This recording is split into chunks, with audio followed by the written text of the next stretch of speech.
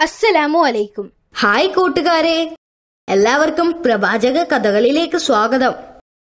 വിശുദ്ധ ഖുർആനിലും തിരുനബി വചനങ്ങളിലും പ്രതിപാദിച്ചിട്ടുള്ള ഏതാനും നബിമാരുടെ ജീവിത ചരിത്രത്തിലെ കുറച്ചു ഭാഗങ്ങളാണ് കൂട്ടുകാർക്ക് വേണ്ടി ഇവിടെ അവതരിപ്പിക്കുന്നത്. ആയിരക്കണക്കിന് വർഷങ്ങൾക്ക് മുൻപ് നടന്ന ചരിത്രമാകുമ്പോൾ ചില അഭിപ്രായ വ്യത്യാസങ്ങളോ കുറവുകളോ ഉണ്ടാകും. അത് കൂട്ടുകാർ ക്ഷമിക്കുമല്ലോ. ഇന്ന് ഞാൻ നിങ്ങളോട് പറയാൻ പോകുന്നത് നോഹ് നബി അലൈഹിസ്സലാമിന്റെ കഥയാണ്. ആദം നബിയുടെ കാലത്തിനു ശേഷം അല്ലാഹു സുബ്ഹാനഹു വ തആല ഈ ലോകത്തിലേക്ക് മറ്റൊരു പ്രവാചകനെ അയച്ചു. അതാണ് നോഹ് അലൈഹിസ്സലാം. ആദം നബിയുടെ കാലത്തിനു ശേഷം 1000 വർഷങ്ങൾക്ക് ശേഷമായിരുന്നു അത് എന്ന് പറയപ്പെടുന്നു. അപ്പോഴേക്കും ഭൂമിയിലെ ജനസംഖ്യ ധാരാളമായി വർദ്ധിച്ചിരുന്നു. നിർഭാഗ്യവശാൽ ശൈത്താനും അവന്റെ ജോലി ചെയ്തുകൊണ്ടേയിരുന്നു. അവൻ ആളുകളുടെ മേൽ വിജയം വരിച്ചുകൊണ്ടേയിരുന്നു. അതുകൊണ്ട് തന്നെ ആളുകൾ വിഗ്രഹങ്ങളെ ആരാധിക്കാൻ തുടങ്ങിയിരുന്നു. ഈ കാലഘട്ടത്തിലേക്കാണ് അല്ലാഹു സുബ്ഹാനഹു വ തആല മറ്റൊരു പ്രവാചകനെ ഭൂമിയിലേക്ക് അയച്ചത്. അതായിരുന്നു നോഹ് നബി അലൈഹിസ്സലാം. ജനങ്ങളെ ഏകദൈവത്തിലേക്ക് വിശ്വസിപ്പിക്കാനും ആളുകളെ സന്മാർഗത്തിൽ നയിക്കുവാനും വേണ്ടിയായിരുന്നു അല്ലാഹു നോഹ് നബി അലൈഹിസ്സലാമിനെ ഭൂമിയിലേക്ക് അയച്ചത്. എന്നാൽ പ്രവാചകൻ അത് അത്ര എളുപ്പമുള്ള ജോലിയായിരുന്നില്ല. എങ്കിലും പ്രവാചകൻ തന്റെ ദൗത്യം ആരംഭിച്ചു. നിങ്ങൾ അല്ലാഹുവിനെ ഭയപ്പെടുക, അല്ലാഹു പറഞ്ഞതെല്ലാം ചെയ്യുക എന്ന് പ്രവാചകൻ ആളുകളോട് വിളിച്ചു പറഞ്ഞു. പക്ഷെ ആളുകൾ അത് ശ്രദ്ധിച്ചില്ല. അവർ അദ്ദേഹത്തെ അവഗണിച്ചു. എന്നിട്ടും അദ്ദേഹം തന്റെ ദൗത്യം തുടർന്നുകൊണ്ടേയിരുന്നു. ഈ ലോകം സൃഷ്ടിച്ചത് അല്ലാഹു ആണെന്ന് നിങ്ങൾക്കറിയില്ലേ? സൂര്യനെയും ചന്ദ്രനെയും ആകാശത്തിലെ നക്ഷത്രങ്ങളെയും സൃഷ്ടിച്ചവനാണ് അല്ലാഹു. നദികളെയും മലകളെയും മരങ്ങളെയും നിങ്ങൾ കാണുന്ന സകല സൃഷ്ടികളെയും സൃഷ്ടിച്ചത് അല്ലാഹു ആണ്. അവൻ നിങ്ങൾക്ക് എല്ലാം ചെയ്തു. എന്നിട്ടും നിങ്ങൾ അല്ലാഹുവിനെ ആരാധിക്കുന്നില്ലല്ലോ. നിങ്ങൾ എന്തിനാണ് ഈ വിഗ്രഹങ്ങളെ ആരാധിക്കുന്നത്? എന്നാൽ ജനങ്ങൾ അത് അവഗണിച്ചു. ഞങ്ങളെ ഉപദേശിക്കാൻ നീ ആരാണ്? നീ ഞങ്ങളിൽ നിന്നൊട്ടും വ്യത്യസ്തനല്ല. നീ ഒരു സാധാരണ മനുഷ്യനാണ്. ഞങ്ങൾ നിന്നെ വിശ്വസിക്കുകയില്ല. നീ ഞങ്ങളെ വിട്ടു പോവുക. എന്നാൽ അവരിൽ കുറച്ചുപേർ അദ്ദേഹം പറയുന്നത് സത്യമാണെന്ന് വിശ്വസിച്ചു. അവരിൽ ഭൂരിഭാഗവും ബലഹീനരും പാവപ്പെട്ടവരുമായിരുന്നു. വിഗ്രഹാരാധന പാപമാണെന്ന സത്യം അവർ തിരിച്ചറിഞ്ഞു. അതോടെ ഭൂമിയിൽ വിശ്വാസികൾ അവിശ്വാസികൾ എന്ന 2 വിഭാഗങ്ങൾ ഉണ്ടായി. വിശ്വാസികൾ അല്ലാഹുവിനെ ആരാധിക്കുകയും അല്ലാഹു പറഞ്ഞത് അനുസരിക്കുകയും ചെയ്തു. എന്നാൽ അവിശ്വാസികൾ വിഗ്രഹങ്ങളെ ആരാധിക്കുന്നത് തുടർന്നു. അവിശ്വാസികൾക്ക് പ്രവാചകന്റെ പ്രസംഗം അസ്വസ്ഥതയുണ്ടാക്കി. അവർ പ്രവാചകനോട് പറഞ്ഞു, നിങ്ങൾ ഒരുപാട് നാൾ കള്ളം പ്രസംഗിച്ചു. നിങ്ങൾ ഇനിയും ഇത് നിർത്തിയില്ലെങ്കിൽ ഞങ്ങൾ നിങ്ങളെ കല്ലെറിയും. എന്നാൽ പ്രവാചകൻ അവരെ അവഗണിക്കുകയും രാത്രിയും പകലും തന്റെ പ്രസംഗം തുടരുകയും ചെയ്തു. ഇതിൽ കോപാകുലനായ അവിശ്വാസികൾ പല സന്ദർഭങ്ങളിലും അദ്ദേഹത്തെ കല്ലെറിഞ്ഞു. ചില സന്ദർഭങ്ങളിൽ അദ്ദേഹത്തെ വടികൊണ്ട് അടിച്ച സംഭവം വരെ ഉണ്ടായിട്ടുണ്ട്. നിങ്ങൾ പ്രവാചകനല്ല, ഞങ്ങളെപ്പോലെ ഒരു മനുഷ്യൻ മാത്രമാണ്.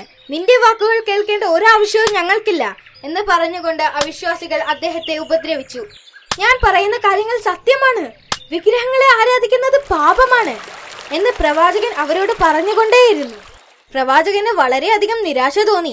കാരണം വർഷങ്ങളായി ആളുകളോട് പ്രസംഗിച്ചിട്ടും വളരെ കുറച്ചു പേർ മാത്രമാണ് അദ്ദേഹത്തെ വിശ്വസിച്ചത്.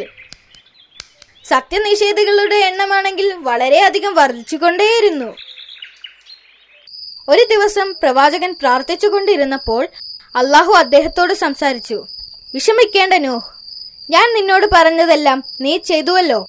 ഭൂമിയിലെ എല്ലാവരെയും ഞാൻ ശിക്ഷിക്കാൻ പോവുകയാണ്. അവിശ്വാസികളായ എല്ലാ മനുഷ്യരും അതിൽ മരിക്കും. അല്ലാഹു പ്രവാചകനോട് പറഞ്ഞു. അതിന്റെ ആദ്യപടിയായി അല്ലാഹു നോഹ് നബിയോട് ധാരാളം മരങ്ങൾ നട്ടുവളർത്താൻ ആവശ്യപ്പെട്ടു. ഇതെന്തിനാണെന്ന് അദ്ദേഹത്തിന് മനസ്സിലായിരുന്നില്ല. എങ്കിലും അല്ലാഹുവിനെ അനുസരണയുള്ളവനായതുകൊണ്ട് അദ്ദേഹം ധാരാളം മരങ്ങൾ നട്ടുപിടിപ്പിക്കാൻ തുടങ്ങി.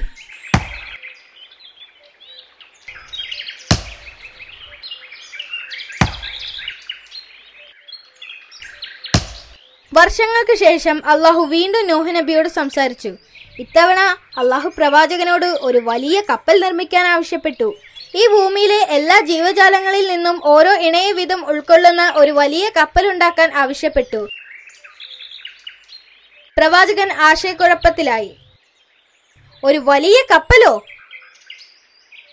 ഇതിനു മുൻപ് ആരും കപ്പൽ ഉണ്ടാക്കിയിട്ടില്ലല്ലോ. എനിക്കെങ്ങനെ ഇത്ര വലിയ കപ്പലുണ്ടാക്കാൻ കഴിയും?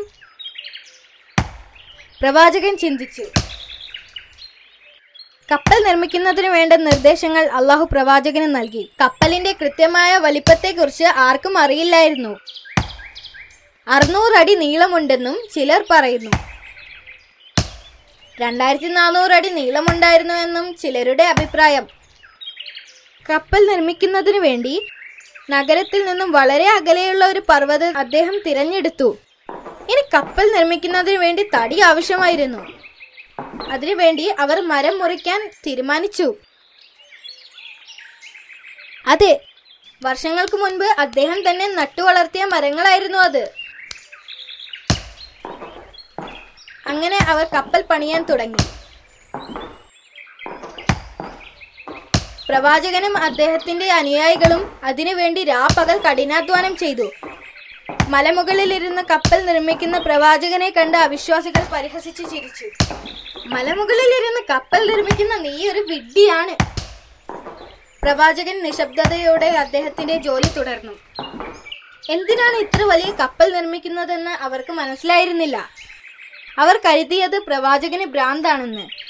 പ്രവാചകനും അദ്ദേഹത്തിന്റെ അനുയായികളും അവരുടെ ജോലി തുടർന്നു. അവരുടെ കഠിനാധ്വാനത്തിന്റെ ഫലമായി മാസങ്ങൾക്ക് ശേഷം കപ്പലിന്റെ പണി പൂർത്തിയായി. അതിനുശേഷം ഒരു രാത്രി അള്ളാഹു വീണ്ടും പ്രവാചകനോട് സംസാരിച്ചു. അള്ളാഹു ഭൂമിയിൽ ഒരു വലിയ പ്രളയം ഉണ്ടാക്കാൻ പോവുകയാണ് എന്ന് പ്രവാചകനോട് പറഞ്ഞു. അത് പ്രവാചകന്റെ വീട്ടിൽ നിന്ന് ആരംഭിക്കുമെന്നും പറഞ്ഞു. അടുത്ത ദിവസം പ്രവാചകൻ ഒരു കാഴ്ച കണ്ട് അത്ഭുതപ്പെട്ടു. അതെന്താണെന്നോ? പലതരത്തിലുള്ള പക്ഷിമൃഗാദികളിൽ നിന്നും ഓരോ ഇണകൾ വീതം കപ്പലിനകത്തേക്ക് നടന്നു പോകുന്നു. കപ്പൽ വളരെ വേഗം തന്നെ അവരെ കൊണ്ട് നിറഞ്ഞു.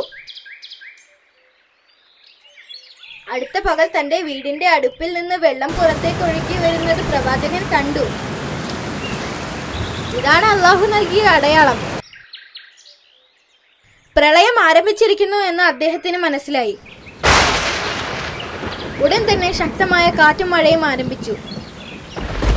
അദ്ദേഹം പുറത്തേക്കോടി. ഒട്ടും താമസിച്ചില്ല. അദ്ദേഹം എല്ലാ ആളുകളോടും കപ്പലിൽ കയറാൻ ആവശ്യപ്പെട്ടു. എന്നാൽ അവിശ്വാസികൾക്ക് എന്താണ് സംഭവിക്കാൻ പോകുന്നത് എന്ന് മനസ്സിലായിരുന്നില്ല. അവർ അദ്ദേഹത്തെ പരിഹസിച്ചു ചിരിച്ചു.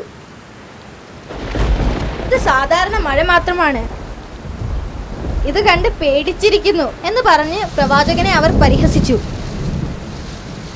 പ്രവാചകൻ അവരുടെ വാക്കുകൾ അവഗണിച്ചുകൊണ്ട് തന്റെ ഭാര്യമാരോടും മക്കളോടും പെട്ടെന്ന് കപ്പലിൽ കയറാൻ ആവശ്യപ്പെട്ടു. ഒരു ഭാര്യയും മകനും ഒഴികെ മറ്റെല്ലാവരും കപ്പലിൽ കയറി. അവർ പ്രവാചകനെ വിശ്വസിച്ചിരുന്നില്ല.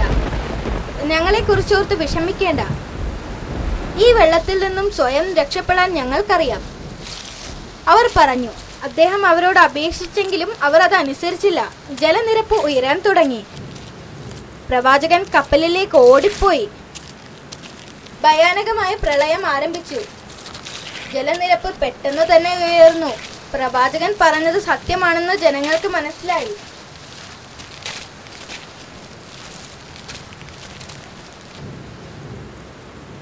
അവർ പ്രളയത്തിൽ നിന്ന് രക്ഷപ്പെടാൻ പർവ്വതത്തിന്റെ മുകളിലേക്ക് ഓടി. തന്റെ ഭാര്യയും മകനും രക്ഷപ്പെടാനായി പർവ്വതത്തിന്റെ മുകളിലേക്ക് കയറുന്നത് പ്രവാചകൻ കണ്ടു. പെട്ടെന്ന് വന്ന് കപ്പലിൽ കയറി രക്ഷപ്പെടൂ, പ്രവാചകൻ അവരോട് വിളിച്ചു പറഞ്ഞു. പക്ഷേ അവരത് അവഗണിച്ചു.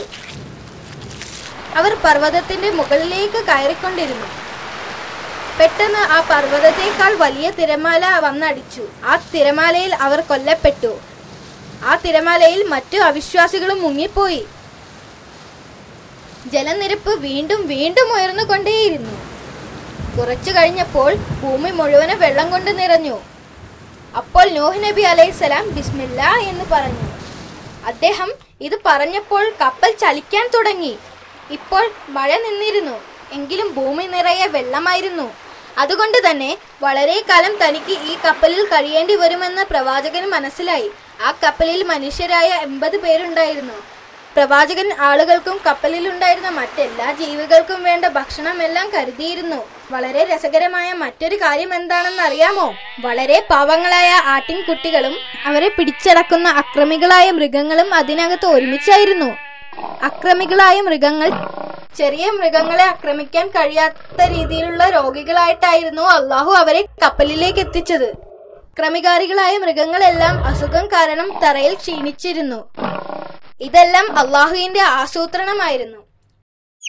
എന്നാൽ പ്രവാചകന് നേരിടേണ്ടി വന്ന മറ്റൊരു ബുദ്ധിമുട്ട് എലിയായിരുന്നു. എലികൾ എല്ലായിടത്തും ഓടി നടന്ന് പ്രവാചകനെ ശല്യമുണ്ടാക്കി. അപ്പോൾ പ്രവാചകൻ അള്ളാഹുവിനോട് പ്രാർത്ഥിച്ചു. ഉടനെ അള്ളാഹു ഒരു പൂച്ചയെ സൃഷ്ടിച്ചു. പൂച്ച എലികളെ ഓടിച്ചു. പ്രവാചകന് നേരിടേണ്ടി വന്ന എല്ലാ പ്രശ്നങ്ങളും ഇതുപോലെ അള്ളാഹു പരിഹരിച്ചു കൊടുത്തു. അങ്ങനെ അവർ കപ്പലിൽ യാത്ര ചെയ്തു. എവിടെയെങ്കിലും ഒരു കര കാണുമെന്നറിയാൻ അദ്ദേഹം ഒരു കാക്കയെ പറഞ്ഞയച്ചു. പക്ഷേ കാക്ക പിന്നീട് മടങ്ങി വന്നില്ല. മറ്റൊരു ദിവസം അദ്ദേഹം ഒരു പ്രാവിനെ പറഞ്ഞയച്ചു. കുറച്ചു ദിവസത്തിനു ശേഷം പ്രാവ് ഒരു ഒലിവ് മരത്തിന്റെ ചില്ലയുമായി തിരിച്ചു വന്നു.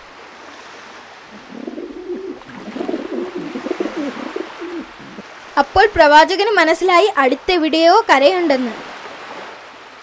കപ്പൽ വീണ്ടും മുന്നോട്ട് പോയിക്കൊണ്ടേയിരുന്നു. അവസാനം കപ്പൽ ജൂതി പർവ്വതത്തിന്റെ മുകളിലെത്തി. അപ്പോൾ പ്രവാചകൻ ബിസ്മില്ല എന്ന് പറഞ്ഞപ്പോൾ കപ്പൽ നിന്നു. പ്രവാചകൻ ആദ്യം കപ്പലിൽ ഉണ്ടായിരുന്ന എല്ലാ മൃഗങ്ങളെയും പക്ഷികളെയും പ്രാണികളെയും എല്ലാം ഭൂമിയിലേക്ക് ഇറക്കി വിട്ടു. അതിനുശേഷം പ്രവാചകനും അനുയായികളും പുറത്തേക്കിറങ്ങി വന്നു. പുറത്തേക്കിറങ്ങിയ ഉടനെ തന്നെ പ്രവാചകൻ തന്റെ ശിരസ് ഭൂമിയിൽ അമർത്തിക്കൊണ്ട് അള്ളാഹുവിനെ സുജൂദ് ചെയ്തു. അതിനുശേഷമുള്ള മനുഷ്യരാശിയുടെ ആരംഭം ഇവിടെ നിന്നായിരുന്നു.